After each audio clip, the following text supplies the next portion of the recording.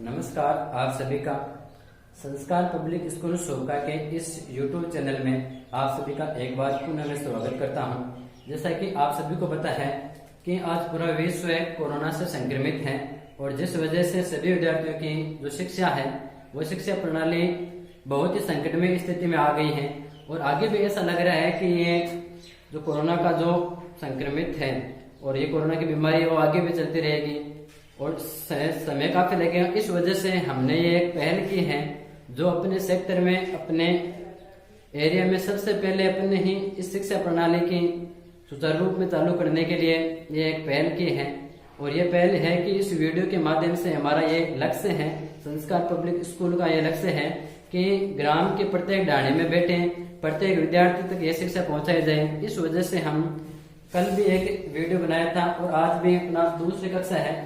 और कल का जो था, आप अपने पॉइंट पे आते हैं, कल का जो क्या पढ़ाया था वो एक बार पुनः बता देता हूँ आपको। कल अपन नंबर सिस्टम यानी संख्या पद्धति की बात कर रहे थे और ये संख्या पद्धति है वो कक्षा छोटी कक्षाओं में भी है और बड़ी कक्षाओं में हर कक्षा में है और जो प्रतियोगी परीक्षा है उनमें भी काम में आती है। तो कल अपन ने सबसे पहले प्राकृत संख्या के बारे में पढ़ा था, प्राकृत संख्या की परिभाषा पढ़ी थी और उसके बाद में प्राकृत संख्या के एग्जाम्पल पढ़े थे। अब इसके बाद में फिर पुनः अपने सम और विषम संख्याओं के बारे में पढ़ा था कि सम संख्या क्या होती है, विषम संख्या क्या होती है। नॉर्मल जानकारी पढ़ी थी, लेकिन उसके साथ साथ में कुछ अच्छी चीजें पढ़ी थी जो अच्छी चीजें निकल के आई थी कि जीरो सम होता है, माइनस की संख्या वो भी सम होती है, विषम होती है। इस प्रकार की संख्याओं के बारे में अपन ने अध्ययन किया था। अब अपन आज जो बात कर रहे हैं वो बात कर रहे हैं एक प्राकृत संख्या का अगला रूप है भाज्य संख्या और अभाज्य संख्या। भाज्य संख्या को अंग्रेजी में कंपोजिट नंबर्स कहते हैं और अभाज्य संख्या को अंग्रेजी में प्राइम नंबर कहते हैं। तो अपन सबसे पहले भाज्य संख्या की परिभाषा पढ़ेंगे, फिर उसके बाद में अभाज्य संख्या की परिभाषा पढ़ेंगे, फिर उसके बाद में अपन एग्जाम्पल करेंगे और एग्जाम्पल के माध्यम से हमें कुछ जो क्वेश्चन निकल के आएंगे और वो क्वेश्चन को भी अपन बारीकी से अध्ययन करेंगे। तो सबसे पहले मैं भाज्य संख्या की परिभाषा बता रहा हूँ। तो भाज्य संख्या की परिभाषा सुनना आप। भाज्य संख्या वे संख्याएं होती हैं, भाज्य संख्याएं वे संख्याएं होती हैं जिनमें स्वयं और एक के अलावा, सुनना, भाज्य संख्या ऐसी संख्याएं जिनमें स्वयं और एक के अलावा अन्य संख्या का भाग जाता है। जैसे एक तो स्वयं खुद हो गई, एक तो कोई संख्या स्वयं और एक इनके अलावा भी अन्य संख्या का भाग जा सकता है, इसमें भाज्य संख्या में। और अभाज्य संख्या की बात करते हैं तो अभाज्य संख्या ऐसी संख्या है जिनमें स्वयं और एक के अलावा अन्य संख्या का भाग नहीं जाए। ये ध्यान रखना, स्वयं और एक के अलावा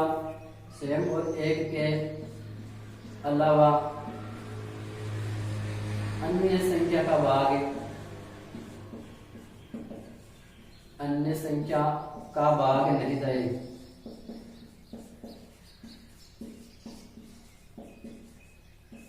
यानी इसमें तो यह है कि स्वयं और एक का इसके अलावा भी अन्य संख्या का भाग जा सकता है, जबकि इसमें है कि इन स्वयं और एक के अलावा अन्य संख्या का भाग ही नहीं जाएगा। अभी इस परिभाषा से तो आपको कम समझ में आया होगा, लेकिन अपन एग्जाम्पल देखते हैं, उन एग्जाम्पल से आसानी से समझ में आ जाएगा। जैसे सबसे पहले अपन सबसे छोटी भाज्य संख्या होती है उसका बताता हूँ। सबसे छोटी भाज्य संख्या 4, फिर उसके बाद में आएगी 6, फिर उसके बाद में आएगी 8, उसके बाद में ये सम नहीं है 10 मत कर देना, यहाँ 9 आएगी, फिर 10 आएगी, इस प्रकार आगे चलती जाएगी और अनंत तक जाएगी औसत बन।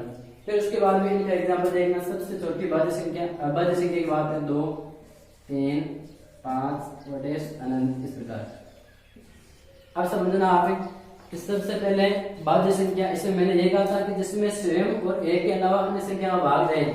जैसे 4 है तो 4 में खुद का जार है, देखना आप, 4 में खुद का जार है यानी खुद स्वयं 4 का जार है और एक का भी जार है। 4 में 4 का जार है, 1 का जार है, इनके अलावा 2 का भी भाग जाता है, इनके अलावा 2 का भी भाग जाता है, इसलिए ये क्या हो जाएगी, भाज्य संख्या हो जाएगी। जबकि अभाज्य संख्या देखना आप, अभाज्य संख्या की परिभाषा यही थी जिसमें स्वयं और एक के अलावा अन्य संख्याओं का भाग नहीं जाता है, वे संख्याएं अभाज्य संख्याएं होती हैं। तो देखना आप, इसमें स्वयं 2 का भाग जाता है और एक का जाता है, अन्य कोई संख्याएं नहीं है कि इनमें भाग चला जाए। ऐसे ही आगे जो भी संख्या है उन संख्याओं को सभी को आप देख सकते हो कि वह ऐसी ही संख्या है जिनमें स्वयं और एक के अलावा भाग नहीं जाता है। और अब अपन जो अभाज्य संख्याएं हैं, इन अभाज्य संख्याओं को एक अभाज्य गुणनखंड होता है जो आपने नाम सुना था कि इन संख्या का अभाज्य गुणनखंड कीजिए। तो अभाज्य गुणनखंड वही है जिनमें स्वयं और एक के अलावा अन्य संख्या का भाग नहीं जाता है, वे संख्याएं अभाज्य संख्याएं कहलाती है। और साथ में अभाज्य गुणनखंड भी कह सकते हैं अपन, अभाज्य गुणनखंड भी पढ़ेंगे अपन। सारी चीजें छोटी छोटी चीजें बारीकी से समझेंगे। अब जैसे मेरा प्रश्न है, सबसे पहले मैं आपको 2-3 प्रश्न बता देता हूँ, छोटे छोटे प्रश्न बनते हैं। भाज्य संख्या की परिभाषा हो गई। अब प्रश्न यह है कि सबसे छोटी भाज्य संख्या क्या होती है। देखो कंपटीशन एग्जाम में, बड़े से बड़े कंपटीशन एग्जाम में क्वेश्चन ऐसे आ जाता है कि सबसे छोटी भाज्य संख्याएं क्या होगी। नॉर्मल क्वेश्चन है लेकिन गलती कर जाते हो और नंबर कर जाते हैं। एकदम आसान प्रश्न है, सबसे छोटी भाज्य संख्याएं क्या होगी। तो सबसे छोटी भाज्य संख्या होगी 4। प्रश्न बता रहा हूं मैं। सबसे पहला प्रश्न देख लो आप इसमें। सबसे छोटी भाज्य संख्या क्या होगी, 4 होगी। सबसे छोटी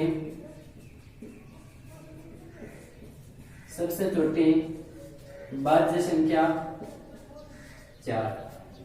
सबसे बड़ी तो अनंत तक होती है, इसलिए अपन अनंत की बात नहीं करेंगे। सबसे पहले सबसे छोटी संख्या की बात करेंगे। इसमें भी एक क्वेश्चन बनता है। 2 नंबर क्वेश्चन देखना कि सबसे छोटी अभाज्य संख्या क्या होती है। यह भी बहुत अच्छा प्रश्न है। अपन एक आंसर नहीं लिख सकते हैं। आपके दिमाग में आ रहा होगा कि सर ने 1 नहीं लिखा, 1 क्यों नहीं लिखा, वो भी बताऊंगा मैं आपको।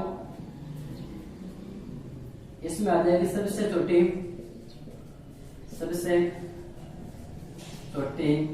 अभाज्य संख्या। इसमें सबसे छोटी अभाज्य संख्या क्या हो जाएगी, इसमें 2 हो जाएगी। तो आपको ध्यान रखना है, सबसे छोटी अगर भाज्य पूछे तो 4 बताना है और सबसे छोटी अभाज्य पूछे तो 2 बताना है। तो ये 2 क्वेश्चन बहुत ही अच्छे क्वेश्चन है। इन क्वेश्चनों को मैं एक बार कल वापस से वीडियो में आऊंगा तो पूछूंगा। इन क्वेश्चनों को एक बार आपको देखना है। मैं लास्ट में जाते समय इन क्वेश्चन को एक बार और लिखा दूंगा। क्वेश्चन नंबर 3 अपना सुनना ध्यान से कि सबसे छोटी समभाज्य संख्या क्या होती है। सबसे छोटी समभाज्य संख्या क्या होती है। तो मेरा तीसरा क्वेश्चन रहेगा सबसे छोटी भाज्य संख्या कौन सी है। तो आपको इसका आंसर बताना है। नंबर 4 मेरा क्वेश्चन रहेगा सबसे छोटी अभाज्य संख्या। सबसे छोटी अभाज्य संख्या। इन दोनों क्वेश्चनों का आंसर देना एक बार दीजिएगा। देखें तो सोच लिया होगा सबसे छोटी भाज्य संख्या। देखना आप, सबसे छोटी भाज्य तो 4 थी, लेकिन सबसे छोटी समभाज्य संख्या क्या हो जाएगी। सबसे छोटी समभाज्य संख्या हो जाएगी 4, ये भी 4 है। और सबसे छोटी समअभाज्य संख्या क्या हो जाएगी, 2 हो जाएगी। एकमात्र ऐसी समअभाज्य संख्या जो सबसे छोटी हो। और इसके साथ देखो एक क्वेश्चन और बन रहे हैं, बहुत ही मोस्ट प्रश्न है, इसी के अंदर है 4 नंबर में।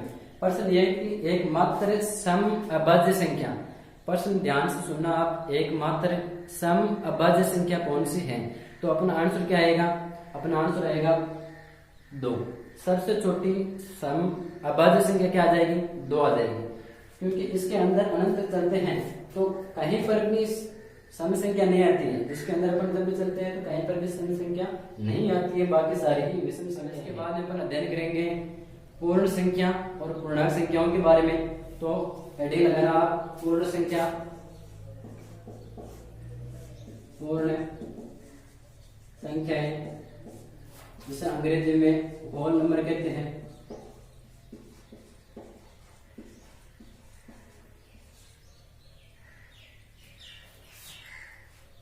एक होती है पूर्णांक संख्या, वो आगे लिखा देगा मैं आप। अब देखना पूर्ण संख्याओं की परिभाषा ध्यान से सुनना आप। ऐसी संख्याएं पूर्ण संख्या कौन सी होती है, ध्यान से सुनना आप। ऐसी संख्याएं जो 0 से शुरू होकर अनंत तक जाती हैं वे संख्याएं पूर्ण संख्या कहलाती हैं। ऐसी संख्या है जो 0 से शुरू होकर अनंत तक जाती हैं वे संख्याएं क्या कहलाती हैं, पूर्ण संख्याएं कहलाती हैं। और पूर्ण संख्याओं को W से दर्शाते हैं अपन, पूर्ण संख्याओं को W से दर्शाते हैं। एक तरीके से अपन देखें तो पूर्ण संख्याओं की एक परिभाषा और बता सकते हैं अपन। वो परिभाषा कौन सी है, वो परिभाषा जैसे अपन ने सबसे पहले कल कक्षा फर्स्ट में अपन ने ये देखी थी कि वे संख्याएं जो प्राकृत संख्या थी, वे संख्या जो एक से शुरू होकर अनंत जाती हैं, वे संख्याएं क्या होती हैं, प्राकृत संख्या होती हैं। इसमें ये देखना, आप यहाँ से देखना, ये प्राकृत संख्या का एक भाग है। तो अपन कह सकते हैं कि अगर जीरो में अगर प्राकृत संख्या n सम्मिलित कर दे, जीरो में अगर प्राकृत संख्या n सम्मिलित कर दे तो संख्या क्या आ जाएगी, पूर्ण संख्या आ जाएगी। यानी पूर्ण संख्या की परिभाषा अलग से दर्शा सकते हैं अपन। यानी ऐसी संख्याएं या ऐसी प्राकृत संख्याएं जिसके अंदर अपन जीरो शामिल कर दें तो वे संख्याएं क्या हो जाएगी, पूर्ण संख्या हो जाएगी। अब इसके बाद अपन बात करते हैं अगले पूर्णांक। अगली संख्या है पूर्णांक।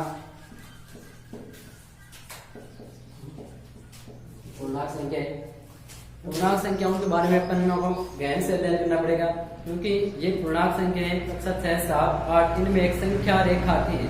संख्या रेखाओं के बारे में अध्ययन करने के लिए ये पूर्णांक संख्या बहुत काम में आएगी। इस पूर्णांक संख्या में अपन बताएंगे कि ऐसी संख्याएं, परिभाषा ध्यान से सुनना, ऐसी संख्याएं जो माइनस अनंत से शुरू होकर, ऐसी संख्याएं जो माइनस अनंत से शुरू होकर प्लस अनंत तक जाती हैं, वे संख्याएं क्या होती हैं, पूर्णांक संख्या होती है। जैसे माइनस के अनंत और माइनस के 4, माइनस के 3, माइनस 2, माइनस 1 और 0।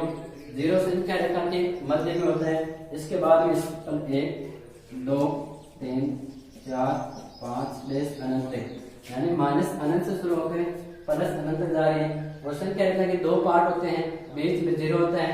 एक संख्या रेखा के दाएं भाग में होता है, वो सारी संख्याएं प्लस में होती हैं, जिन्हें अपन धनात्मक पूर्णांक कहते हैं। प्लस में होती है जिनको क्या कहते हैं, धनात्मक पूर्णांक कहते हैं, धनात्मक पूर्णांक कहते हैं। और संख्या रेखा के जो बाएं भाग में स्थित है उन संख्याओं को ऋणात्मक पूर्णांक कहते हैं, उन संख्याओं को ऋणात्मक पूर्णांक कहते हैं।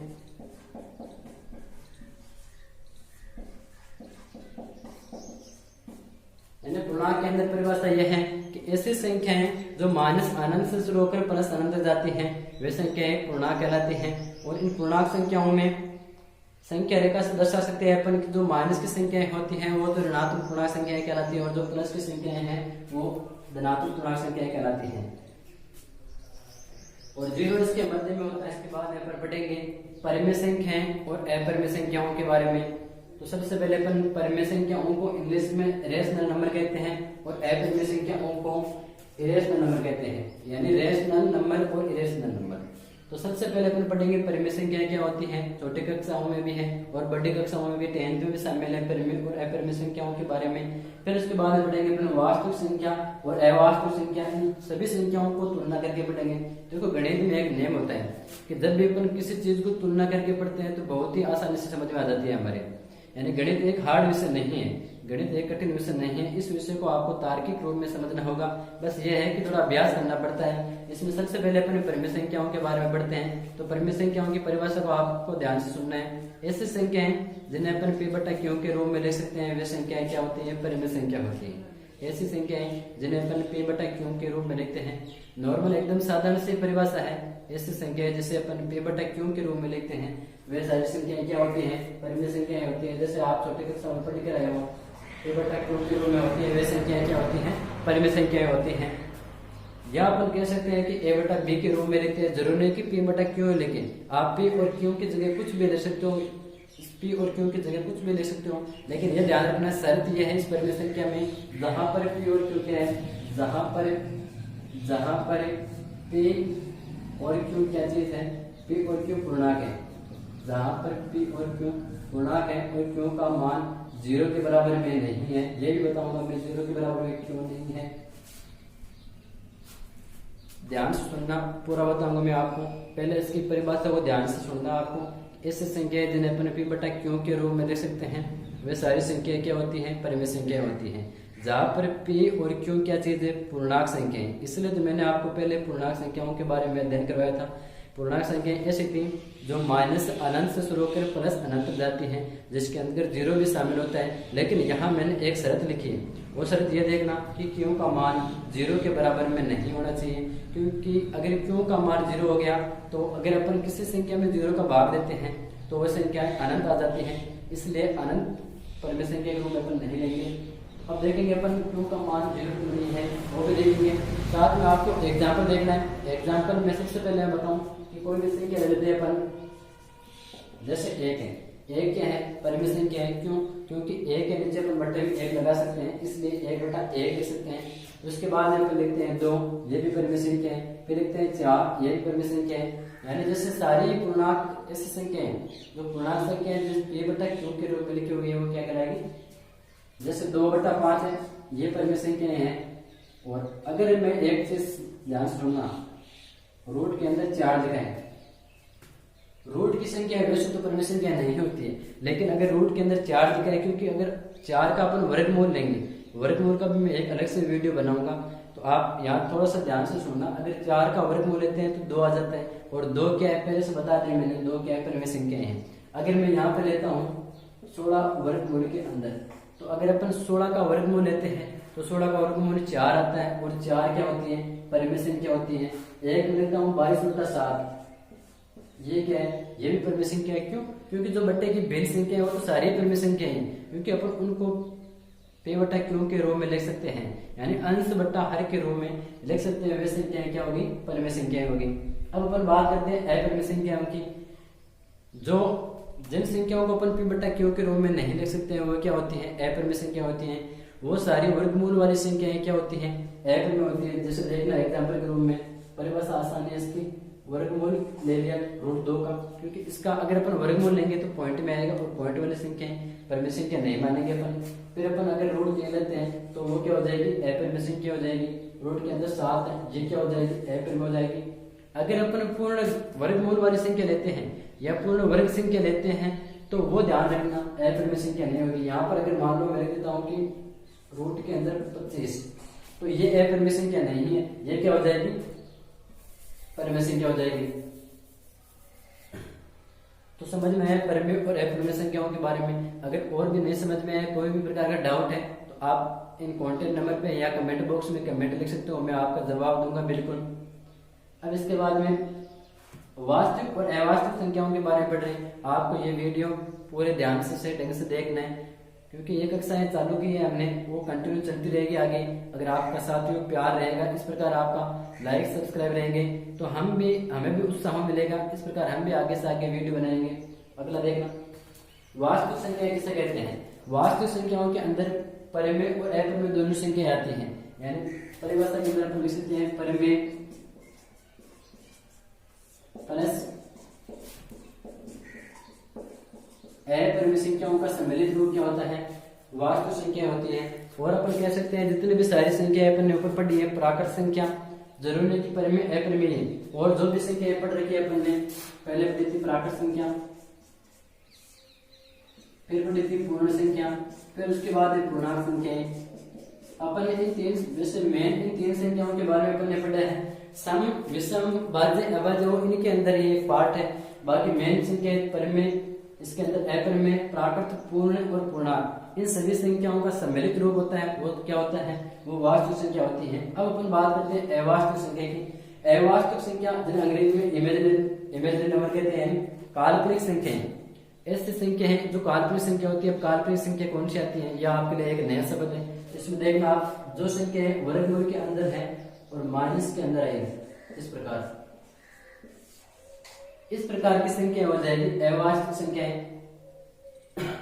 इस प्रकार की संख्या क्या हो जाएगी? अवास्तविक संख्या हो जाएगी। तो दोस्तों अब आप देखना, अपन ने शुरू से एक बार कल का और आज का बता दो मैं क्या क्या पढ़ा दिया। कल सबसे पहले प्राकृत संख्या के बारे में पढ़ाया था, फिर सम और विषम संख्या के बारे में पढ़ाया था, इनके बहुत सारे क्वेश्चन भी किए थे अपन ने। उसके बाद में भाज्य और अभाज्य संख्या पढ़ा दी। भाज्य और अभाज्य संख्या के बाद में पूर्ण संख्या और पूर्णांक संख्या पढ़ा दी। पूर्णांक संख्या के बाद में अपन ने पढ़ा था वास्तविक और अवास्तविक संख्याएं और परिमेय और अपरिमेय संख्या। इस इतनी संख्याओं के बारे में पढ़ लिया अपन ने। और अब मैं बताऊं आपको कि अब मैं क्वेश्चन लिखूंगा और वो क्वेश्चन आपको कर करके मुझे दिखाना है। आज का आपका होमवर्क रहेगा, वो आपको 10 क्वेश्चन दूंगा मैं, 10 क्वेश्चन आपको करके बताना है।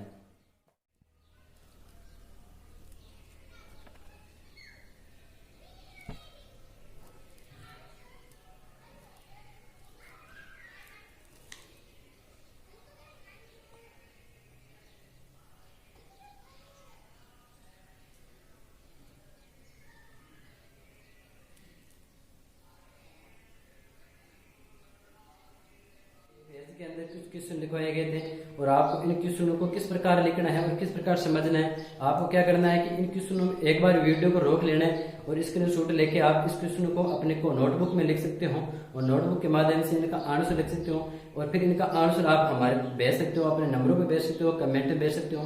दोस्तों अच्छे क्वेश्चन है, इनको आपको जो विद्यार्थी कंपटीशन की तैयारी कर रहे हैं उनके लिए भी अच्छे क्वेश्चन है। 10 क्वेश्चन है और वो क्वेश्चन अपन ने जो पढ़ा है इनमें से छाटा हुआ है, सारे क्वेश्चन इनमें से निकले हुए हैं। तो आपको क्या करना है, पहले इस वीडियो को ध्यान से देखना है और उसके बाद में इन क्वेश्चनों को फाइंड आउट करना है कि किस प्रकार के क्वेश्चन कैसे बनाए।